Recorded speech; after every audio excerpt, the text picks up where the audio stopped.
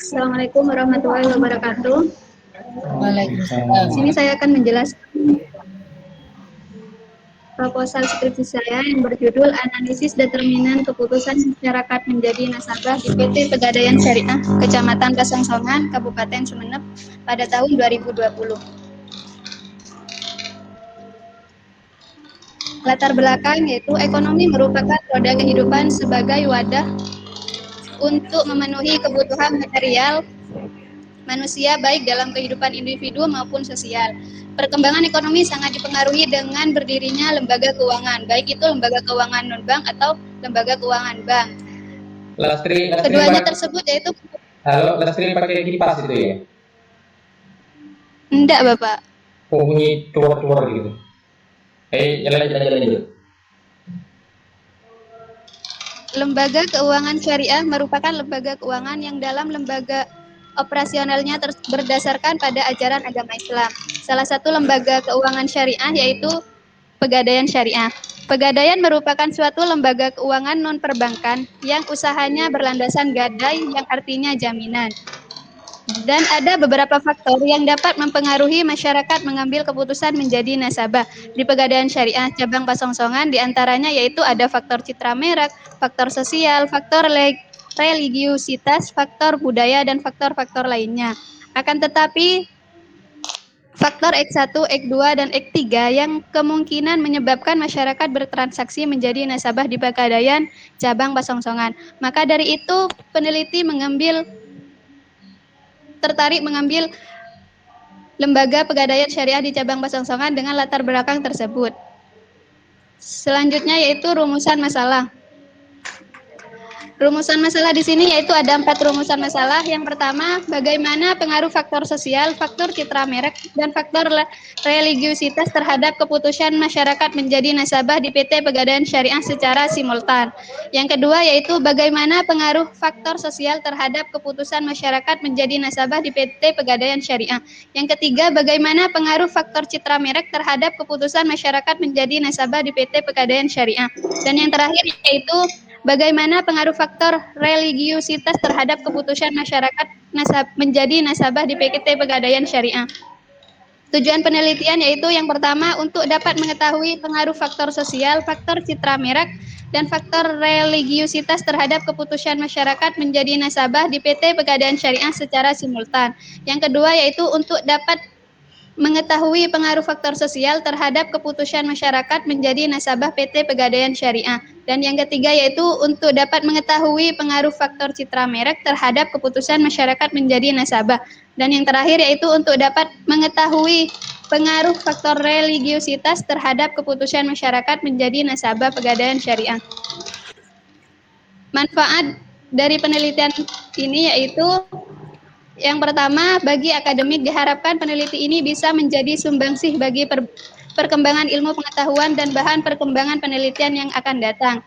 Bagi perusahaan atau lembaga pegadaian tersebut, bisa menjadi bahan atau mengetahui faktor apa saja yang dapat mempengaruhi nasabah dalam memilih pegadaian tersebut sehingga lembaga dapat lebih baik lagi ke depannya. Bagi peneliti, penelitian ini diharapkan dapat memberikan pengembangan ilmu pengetahuannya peneliti dalam penulisan dan analisa.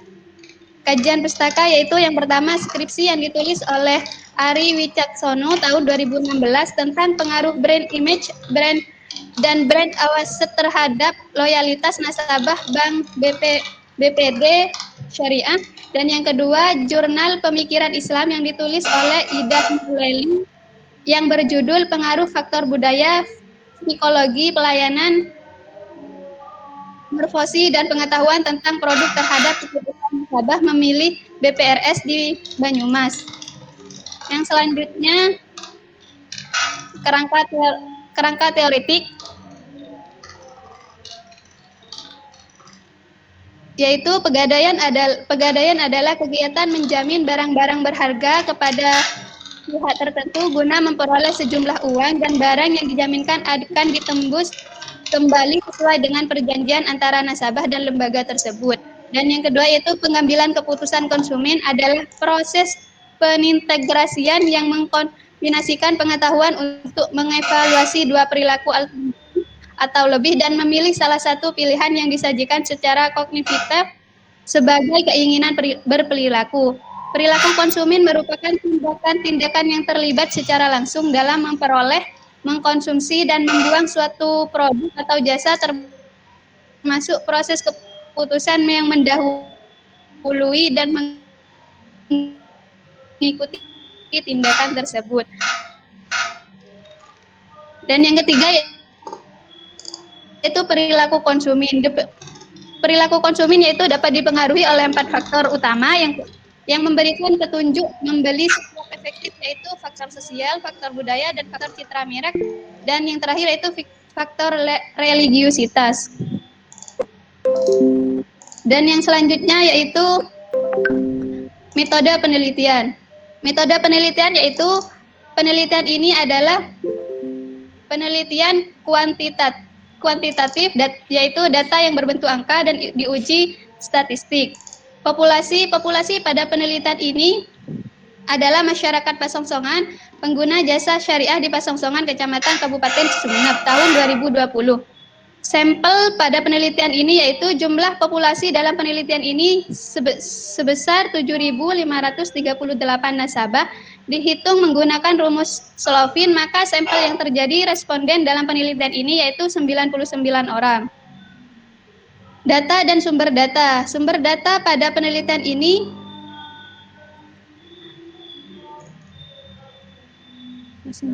bukan Bapak. Mbak, keluar, Mbak. Terus. Enggak nyambung. Loh, Bapak. Kirain keluar. Sumber data dan sumber data. Sumber data pada penelitian ini yaitu jenis data primer dan sekunder. Teknik pengumpulan data. Pengumpulan data pada itu dengan menggunakan kuesioner atau angket, dan kuesioner tersebut juga menggunakan skala Likert. Dan instrumen data yaitu ada 2, yaitu uji validitas data dan juga uji reliabilitas data. Dan selanjutnya yaitu teknik analisis data. Dan analisis data yaitu di sini saya menganalisa menjadi 5. Yang pertama yaitu asumsi klasik. Asumsi klasik di sini ada 3, uji normalitas, uji multikolinearitas, uji heterokedaritas, dan yang kedua yaitu uji regresi linear berganda, uji F atau simultan, dan uji T atau parsial, dan yang terakhir yaitu uji determinasi. Dan selanjutnya yaitu hipotesis dalam penelitian saya, yaitu yang pertama, diduga ketiga variabel tersebut, variabel X1, X2, dan X3, berpengaruh terhadap keputusan masyarakat menjadi nasabah di PT Pegadaian Syariah secara simultan. Dan yang kedua, diduga variabel sosial berpengaruh terhadap keputusan masyarakat menjadi nasabah di PT Pegadaian Syariah. Dan yang ketiga, diduga variabel citra merek berpengaruh terhadap keputusan masyarakat menjadi nasabah di PT Pegadaian Syariah. Dan yang terakhir yaitu diduga variabel religiusitas berpengaruh terhadap keputusan masyarakat menjadi nasabah di PT Pegadaian Syariah. Baik, itu saja mungkin presentasi saya. Baik, terima kasih Saudara Lastri. Sebelum ke Bu Lilis, saya ini ada pertanyaan dari Nur Hasanah ya. Cukup banyak kayaknya. Yang pertama, ini di pendahuluan tidak ada bahasa-bahasa determinan, kok tiba-tiba judulnya determinan. Ini itu maksudnya apa mungkin itu ya. Jadi mungkin di pendahuluan tadi saya nggak mengikuti apakah kemudian ada muncul bahasa-bahasa, kemudian ada bahasa-bahasa determinan. Terus yang kedua, atau satu-satu dulu ya Lastri ya biar gampang ya. Nanti Lastri ya, bisa Bapak. tanya ya, bisa kan ya? Bisa Bapak. Oke. Dijawab dulu Lastri. Ya baik, terima kasih kepada Nur Hasanah. Pertanyaannya yaitu kenapa di pendahuluan tidak ada kata-kata determinan ya. Nah, determinan itu faktor yang menentukan, tapi itu saya ambil dari statistik. Kenapa? Karena determinan itu jarang digunakan oleh peneliti-peneliti gitu. Nah, terus di pendahuluan itu kan ada faktor-faktor kayak faktor sosial, faktor yang mempengaruhi gitu loh. Atau kalau Lastri sudah bisa baca, silakan dijawab satu persatu itu Lastri. Ya Bapak.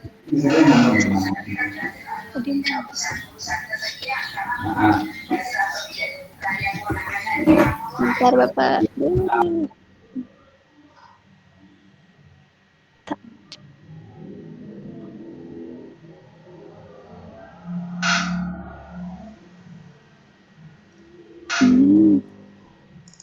Gak muncul Bapak chatnya. Gak muncul. Iya. Oh, oke, saya bacain ya. Coba ya. Yang kedua, ini kedua atau yang berapa ini ya? Dari mana munculnya faktor-faktor itu? Dan yang kedua yaitu Kayak pertanyaannya, dari mana munculnya faktor-faktor itu? Nah, untuk dari mana munculnya, mengaca pada penelitian terdahulu dan juga saya sudah melakukan observasi kepada Desa Pasongsongan dan kepada lembaga Pegadaian Syariah. Saya nanya-nanya faktornya apa saja. Biasanya kan itu sudah jelas bahwanya di teorinya itu ada 4 faktor yang mempengaruhi perilaku konsumen yang diantaranya itu ada faktor sosial, faktor budaya, dan faktor citra merek. Itu Mbak Nur. Dan selanjutnya yaitu bagaimana cara menentukan sampelnya, siapa saja sampelnya. Nah, di sini saya sampelnya yaitu menggunakan masyarakat pengguna jasa Pegadaian Syariah. Dan sampelnya itu kemarin saya sudah menghubungi salah satu pegadaian di sana, menanyakan banyaknya pengguna jasa Pegadaian Syariah pada tahun 2020. Dan di sini saya juga menggunakan rumus Slovin cara menentukan banyaknya responden atau banyaknya angket yang saya gunakan untuk data ini, yaitu sebanyak 99 orang. Dan yang terakhir yaitu apakah ini analisis faktor atau regresi, kok ada faktor-faktornya. Maksudnya yang terakhir itu gimana Mbak Nur? Apakah silakan Nur Hasanah. Atau mungkin ini ya, kan bahasa yang dimunculkan dari awal itu Lastri itu kan faktor sosial, faktor ini dan seterusnya. Sementara iya, Bapak. mungkin yang dimaksud Nur Hasanah itu ini kok dari awal ini kok bicara faktor-faktor, tapi kemudian metodenya regresi. Ini metodenya regresi ya kan? Ini tidak nyambung. Iya. Ya apa kemudian kenapa kok tidak pakai analisis faktor sekalian itu mungkin ini. Kalau salah mungkin Nur Hasanah bisa on kan mic-nya gitu ya atau di chat ya. Mungkin itu Lastri. Iya, Bapak. Analisis faktor. Ya, kayak punya Jihan gitu maksudnya itu. Kayak punya siapa lagi? Kenapa nggak pakai analisis faktor ya, Bapak? Karena di sini saya itu hipotesisnya yaitu yang saya tentukan ada 3, jadi nggak keseluruhan faktor-faktor, karena yang kemarin yang saya dapatkan dari Pegadaian itu dari salah satu karyawannya itu hanya menyebutkan 3 faktor tersebut dalam konteks yang yang intinya yang diduga berpengaruh terhadap keputusan masyarakat tersebut, Mbak Nur.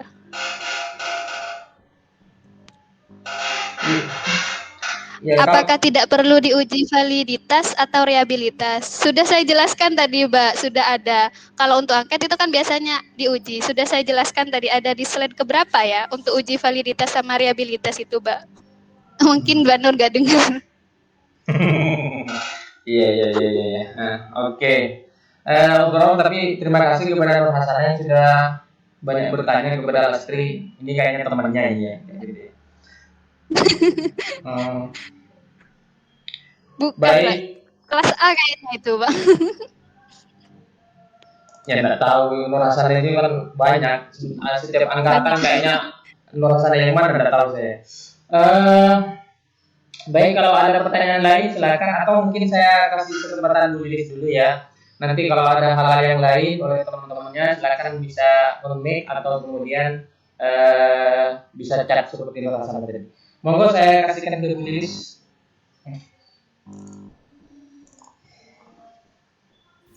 Baik, terima kasih Pak Daruci. Mbak Nur Hasana aslinya Sumeneb? Saya Bu Sulastri, Bu. Sumeneb, Bu. Oh ya, Mbak Lastri ya.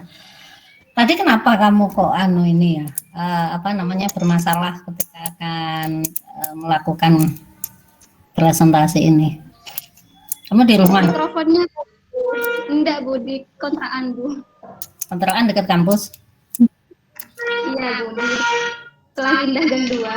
Oh, ini poin penting ya sebenarnya, tapi ini poin penting ketika kamu akan melakukan sesuatu.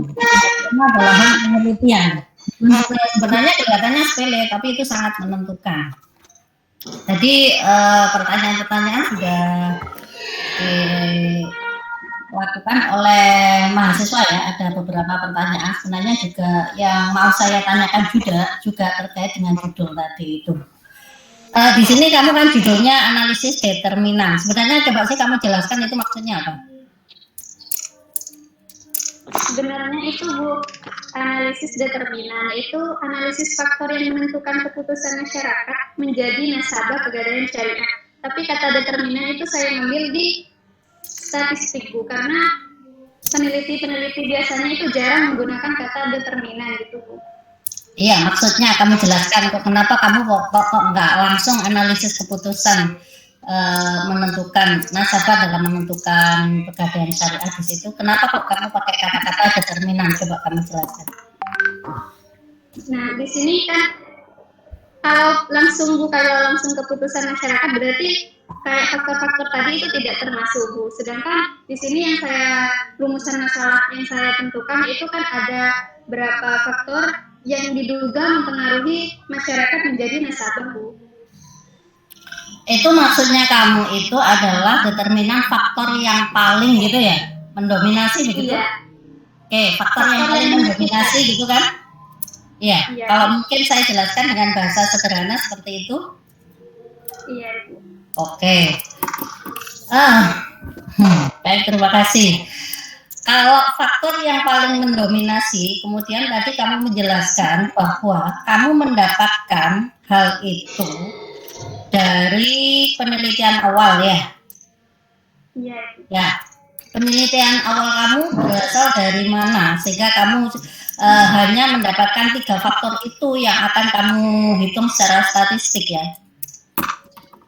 Kamu dapatkan dari mana saja itu sehingga kamu muncul 3 faktor itu saja. Kalau penelitian terdahulu itu ada penelitiannya siapa dari Enggak, maksud kamu, sebentar. Kamu kan penelitiannya di Pangsongsongan kan? Terus kamu mengatakan bahwa hanya 3 faktor itu yang paling mendominasi terhadap pengambilan keputusan nasabah dalam memilih bank. Itu kan gitu. Nah, kamu penelitian pendahulunya kemana saja sehingga kamu mengambil kesimpulan bahwa hanya 3 faktor itu saja yang berpengaruh, karena kalau saya lihat di teori itu faktornya ada 4 ya. Kenapa faktor budaya kemudian kamu buang? Kemudian di situ dalam pengambilan keputusan bukan hanya faktor-faktor aja ya yang menentukan seseorang memilih sesuatu kan gitu, mengambil keputusan gitu. Saya melakukan observasi, Bu, nanya. Biasanya itu yang observasi apa nanya? Karena observasi sama nanya itu beda. Langsung, Bu, intinya. Nanya apa observasi? Karena kamu ini kan kajian ilmiah ya, jadi nggak bisa cuma nanya beberapa orang gitu ya, kemudian kamu mengambil kesimpulan. Karena kamu masih penelitian awal. Sekarang saya nanya, kamu observasi apa nanya? Nanya, Bu. Nanya, oke. Nanya kepada siapa aja? Kepada salah satu nasabah dan juga kepada pegawai pegadaian itu. Cuma 1 nasabahnya? 5, Ibu. Salah 1 apa salah 5? 5, Ibu. 5. Salah satunya kan saya juga. Iya, Bu. Oke. Apakah dengan menanyakan cuma 5 nasabah dan sebagian pegawai itu sudah menunjukkan kevalitan bahwa yang paling menentukan dalam pengambilan keputusan memilih bank itu sudah cukup? Menjadi jawaban cuma 3 faktor itu saja. Sudah, Bu. Sudah. Kan lebih dari 3 berarti. Iya. Itu teori dari mana kalau lebih dari 3 itu sudah menunjukkan kevalitan? Karena ini berhubungan dengan rumusan masalah kamu. Sehingga ini saya pertanyakan. Ini menyambung dengan pertanyaan Nur Hasanah tadi, gitu. Apakah sudah cukup dengan lebih dari 3 itu menunjukkan kevalitan bahwa hanya 3 faktor itu saja yang dijadikan alasan bagi nasabah untuk mengambil keputusan? Kan saya juga itu, Bu, baca-baca di penelitian terdahulu bahwasanya faktor budaya itu jarang untuk mempengaruhi. Loh, itu kan beda ya, karena beda tempat kan, objeknya itu kan beda. Walaupun tadi terdahulu mungkin ada di tempat yang lain, itu kan beda, kan seperti itu. Sehingga soalnya kamu di rumusan masalah cuma menentukan 3 faktor itu saja. 3 faktor itu yang meliputi faktor apa namanya, selain budaya tadi itu, saya lupa tadi. 3 faktor itu ya, brand merek, kemudian apa lagi? Sosial, Ibu. Sosial sama religiusitas. Kan itu aja kan? Ya. Iya. Apakah itu valid kan gitu kan? Itu kan kamu nggak bisa jawab ya. Artinya kan tempat penelitian terdahulu dengan tempat kamu kan berbeda objeknya. Sehingga itu kan iya, Ibu. Sehingga itu kan tidak bisa dijadikan pijakan. Yang jadikan pijakan kan hasil dari teorinya itu kan, karena tempatnya juga berbeda, mungkin kondisi masyarakatnya juga berbeda. Sehingga judul dan rumusan masalah kalau menurut pendapat saya itu harus sinkron gitu ya. Itu. Jadi ketika mana yang faktor yang paling menentukan, harusnya kan seperti itu. Kalau judulnya seperti itu belum ketemu sebenarnya, karena kamu masih penelitian awal. Sehingga kalau menurut saya dengan rumusan masalah seperti itu tidak menjawab, belum menjawab dari judul kamu. Itu belum mewakili kalau menurut pendapat saya. Apalagi di teori kamu yang kamu jelaskan tentang pengambil keputusan itu bukan hanya faktor-faktor saja dalam mengambil keputusan, tapi ada teori lain. Kalau saya tadi karena bacanya saya sekilas. Itu yang pertama. Kemudian yang kedua, di latar belakangnya Mbak Sulastri ya, itu tidak ada rujukan sama sekali. Padahal kamu menyampaikan bahwa kamu itu mengambil dari penelitian terdahulu, tapi tidak ada footnote satupun. Sehingga saya ragu, katanya tadi kamu hasil wawancara, mana hasil wawancaranya yang kamu paparkan di latar belakang? Karena tidak ada satupun footnote di sana. Itu kamu nulis sendiri, anunya dari mana sumbernya gitu ya. Kalau kamu tadi sudah membahas tentang metodologi penelitian kan ada sumber datanya, menjelaskan latar belakang itu.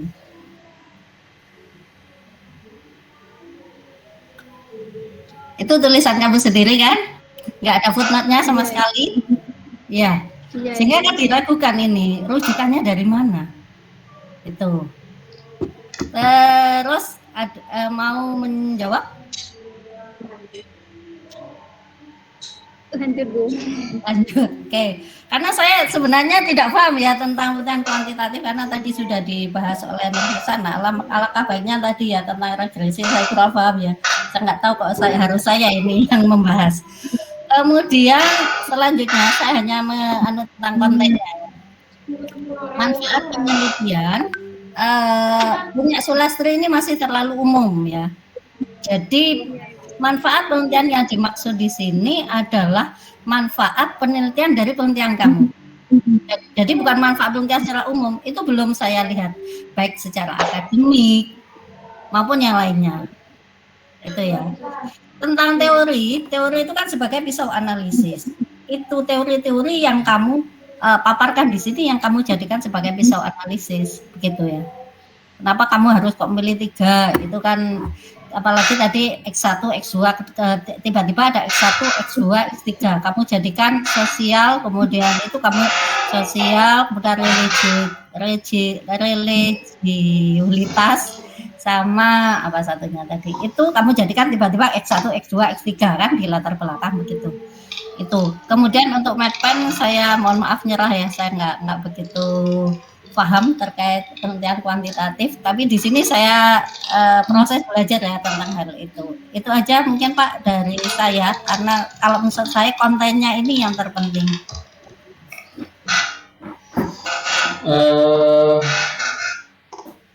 Ya. Baik, betul. Terima kasih Bu Lilis. Jadi ada beberapa catatan bagi Lestri ya. Nggak tahu Lestri mimpi apa semalam gitu ya. Sehingga kemudian banyak catatan. Gini Lestri, jadi menyambung apa yang disampaikan oleh Nur Hasana maupun kemudian Bu Lilis tadi itu adalah memang di pendahuluan itu memang harus diperkuat berkaitan dengan kemudian why kemudian muncul 3 variabel itu. Kenapa kok tidak variabel yang lainnya, harga, tempat, dan sebagainya, yang seperti yang tadi teori marketing mix, misalnya people dan sebagainya. Nah sehingga kemudian benar kata Bu Lilis tadi ya, jadi tidak ucuk-ucuk kemudian muncul, termasuk ini disampaikan oleh Sarah tadi yang ditanyakan misalnya ucuk-ucuk muncul itu. Nah overall tapi yang lain sepertinya Lestri bisa menjawab, cuma yang ini tadi yang kemudian agak ini kan bagian fondasi penting. Untuk selanjutnya saya pasrahkan ke Bu Lilis, tapi ini dari ada catatan sana, dari jawaban saya tidak puas Pak, ini sebaiknya dibatalkan. Ya, batalkan atau tidak itu terserah Bu Lilis ya. Jadi saya itu bukan saya yang membatalkan, tapi adalah Bu Lilis sebagai peneliti dan sebagainya. Ya ini masukan Bu dari sana. Monggo Ibu Lilis kasih keputusan Lestri. Baik, terima kasih. Pinginnya Nur Hasana gimana? Saya nanya aja ya. Pinginnya seperti apa? Ayo Nur Hasana, di on-kan mic-nya. Nur Hasana, maaf. Pinginnya Sulastri. Karena Sulastri nggak ada namanya, itu saya jadi bingung. Kamu ini Sulastri. Firdausi Nuzula namanya Bu. Pinginnya Sulastri kan? Dilanjutkan Bu, tapi saya nanti diubah, direvisi ke Ibu lagi. Dilanjutkan apa maksudnya? Penelitian saya Bu. Yakin bisa? Yakin Bu. Tapi yang penting karena ini memang pandemi ya. Pandemi itu kan banyak merusak banyak hal gitu ya. Kata Pak Daruji tadi kita ketemu di sidang bersama peneliti bahasanya. Jangan nangis Sulastri. Ini Sulastri, poin pentingnya kamu perbaiki yang pasti ya. Ngapain kamu Sulastri?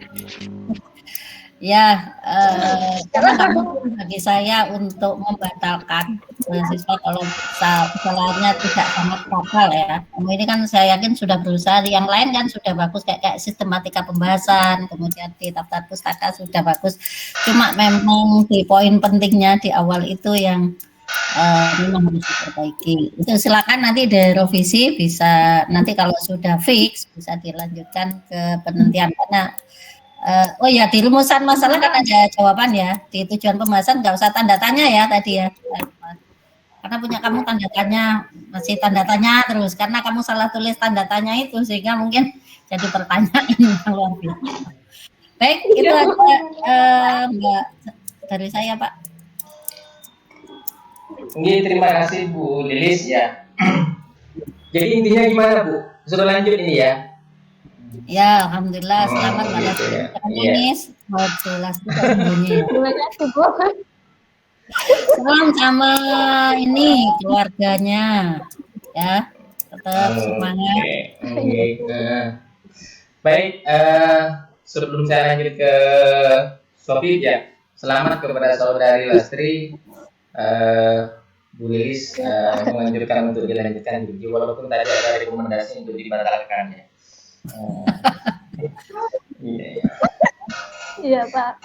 Tapi mungkin bagi yang lain nanti kalau mau sempro benar-benar dipersiapkan kan ya, sehingga kalian ikut sempro ini nggak hanya akunya saja, jadi belajar dari kesalahan temennya ini.